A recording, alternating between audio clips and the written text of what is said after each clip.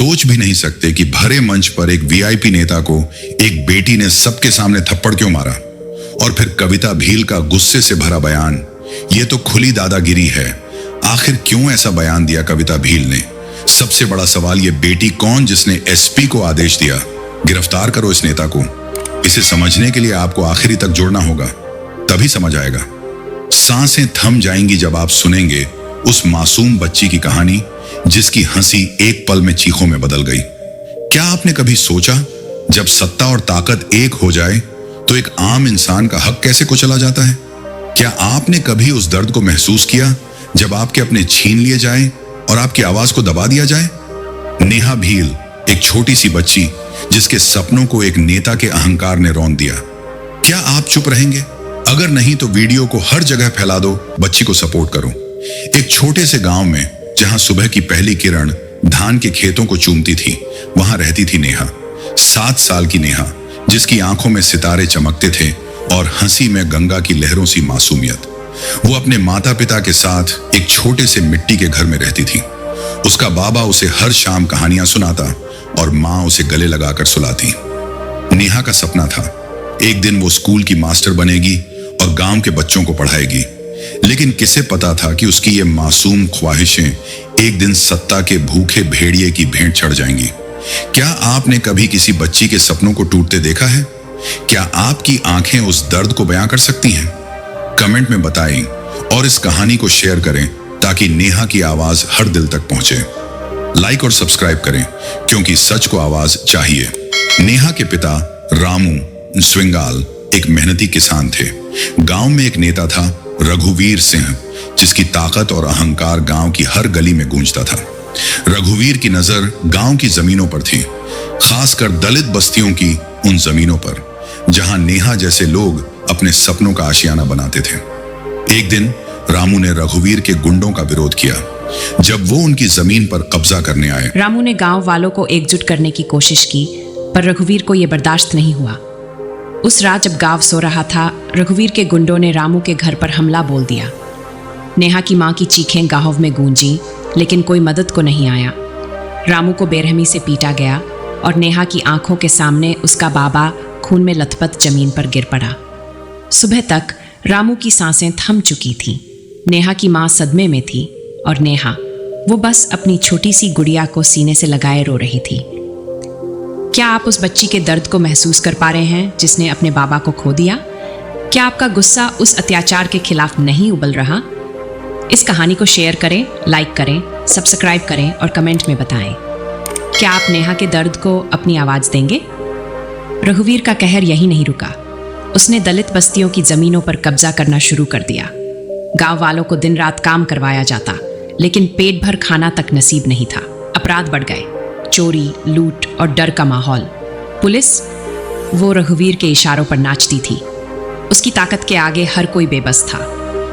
एक रात रघुवीर के गुंडों ने पूरी दलित बस्ती को आग के हवाले कर दिया। मासूम बच्चों की चीखें, माँ बाप का विलाप और राख में दफन होते सपने। गांव की हवा में सिर्फ दर्द की सिसकियां बची थीं। कई बच्चे अनाथ हो गए। नेहा की माँ भी उस आग में खो गई। अब नेहा अकेली थी, अपनी गुड़िया के साथ, जिसे वो अपनी माँ की आखिरी निशानी मानती थी। लेकिन रघुवीर का अहंकार रुकने का नाम नहीं ले रहा था। उसने एक ईमानदार पुलिस अधिकारी इंस्पेक्टर रवि को निशाना बनाया, जिसने उसकी करतूतों के खिलाफ आवाज उठाई। रवि को निलंबित कर दिया गया और गांव में डर का साया और गहरा हो गया। जब पूरा सिस्टम बिक जाए तो क्या सच के लिए लड़ना बेकार है? क्या आप रवि जैसे लोगों के हौसले को सलाम करते हैं? कमेंट में अपनी राय दें। इस कहानी को शेयर करें, लाइक करें और सब्सक्राइब करें। नेहा की कहानी को आवाज चाहिए। एक दिन जब नेहा गांव के स्कूल से लौट रही थी, रघुवीर के गुंडों ने उसे अगवा कर लिया। गांव में हाहाकार मच गया, लेकिन कोई सामने नहीं आया। डर ने हर दिल को जकड़ लिया था। 3 दिन बाद खेतों में नेहा का शव मिला। उसकी छोटी सी गुड़िया उसके पास पड़ी थी, खून से सनी। गांव की हवा में सन्नाटा था, लेकिन अब यह सन्नाटा तूफान बनने वाला था।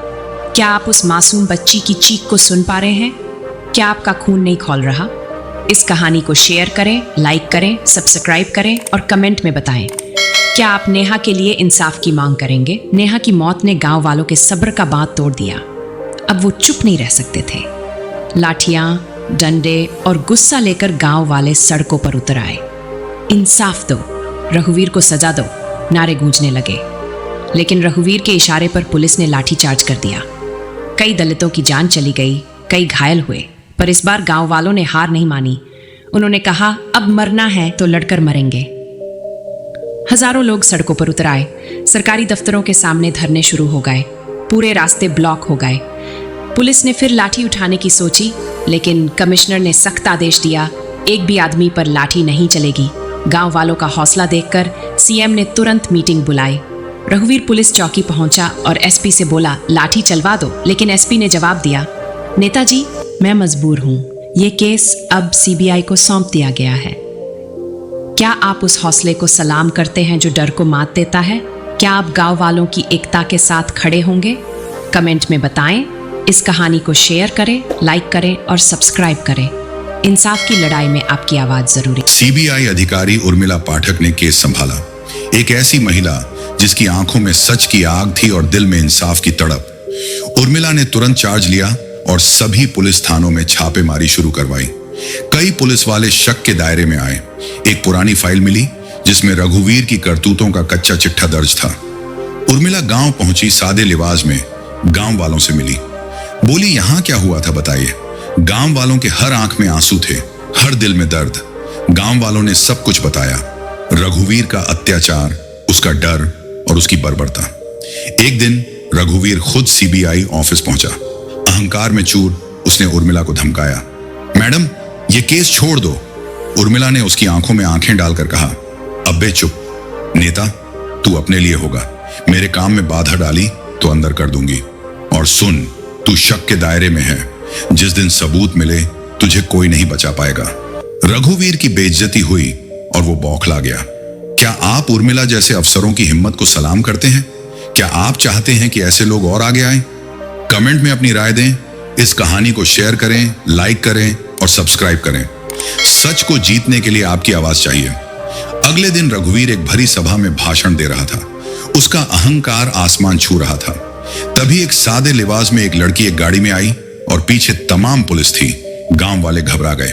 तब वो लड़की मंच पर चढ़ी और उर्मिला ने रघुवीर के सामने खड़े होकर एक जोरदार थप्पड़ जड़ा। नेता सकपका गया।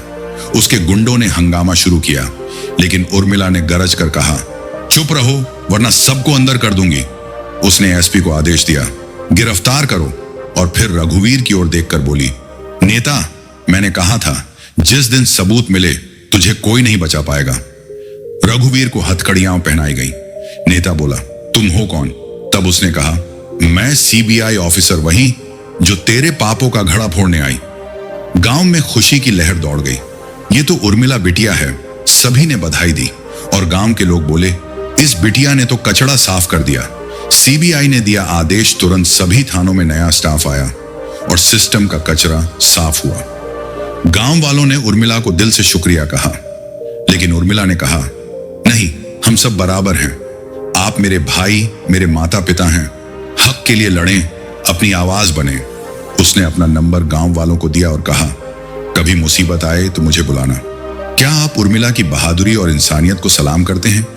क्या आप चाहते हैं कि हर गांव में इंसाफ की ऐसी लहर उठे? कमेंट में बताएं। इस कहानी को शेयर करें, लाइक करें और सब्सक्राइब करें। इंसाफ की जीत को औरों तक पहुंचाएं। गांव में शांति लौट आई। उर्मिला और गांव वालों ने मिलकर बाबा साहेब की प्रतिमा पर माल्यार्पण किया। उर्मिला ने कहा, बाबा साहेब ने सिर्फ एक वर्ग के लिए नहीं बल्कि सभी के लिए लड़ा। उनके सपनों को पूरा करना हमारा कर्तव्य है। नम आंखों के साथ गांव वालों ने उर्मिला को विदा किया। इस कहानी ने पूरे देश में हलचल मचा दी। एक प्रेस कॉन्फ्रेंस में दलित बेटी और बहुजन शेरनी कविता भील से पूछा गया, इस अत्याचार और सीबीआई की कार्रवाई पर आप क्या कहेंगी? कविता ने गर्व से कहा, यह तो दादागिरी है। पत्रकार चौंक गए। कविता भील ने कहा, यह दादागिरी कायम रहनी चाहिए। उर्मिला पाठक देश का गौरव है। उन्होंने समाज को हौसला दिया और अपराधियों को सजा दिलाई। अगर ऐसे अवसर होंगे तो अहंकारी नेताओं की गंदगी हमेशा के लिए खत्म हो जाएगी। जय भीम। क्या आप कविता भील की बातों से सहमत हैं? क्या आप चाहते हैं कि हर इंसान के लिए इंसाफ की ऐसी मिसाल कायम हो? कमेंट में अपनी राय दें। इस कहानी को शेयर करें, लाइक करें और सब्सक्राइब करें। बाबा साहेब के सपनों को जीवित रखने के लिए आपकी आवाज जरूरी है। नेहा की कहानी सिर्फ एक बच्ची की कहानी नहीं है, ये हर उस इंसान की कहानी है जिसने अत्याचार सहे लेकिन हार नहीं मानी। ये उर्मिला पाठक की कहानी है जिसने सिस्टम को चुनौती दी, और ये गांव वालों की कहानी है जिन्होंने डर को मात दी। ये कहानी हमें सिखाती है कि इंसाफ की लड़ाई आसान नहीं, लेकिन नामुमकिन भी नहीं। क्या आप नेहा के लिए, उर्मिला के लिए और इंसाफ के लिए आवाज उठाएंगे?